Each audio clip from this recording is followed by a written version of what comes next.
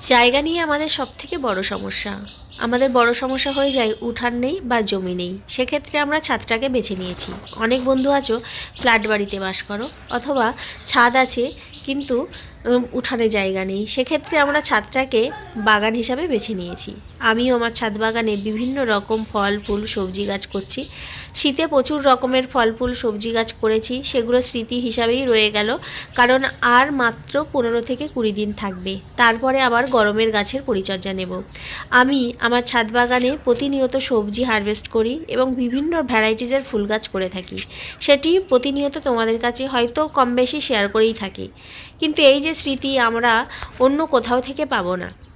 যাই হোক, যে সকল বন্ধুরা ভাবছো বাগান শুরু করব, অবশ্যই করো। আর সহজ ঘরোয়া পরিচর্যা করে ঠিক আমার মতো বাগান করতে পারো। আমি কিন্তু এই বাগানের পিছনে বেশি পয়সা খরচ করি না, সম্পূর্ণ জৈব পরিচর্যা করেই এমন রেজাল্ট পাচ্ছি।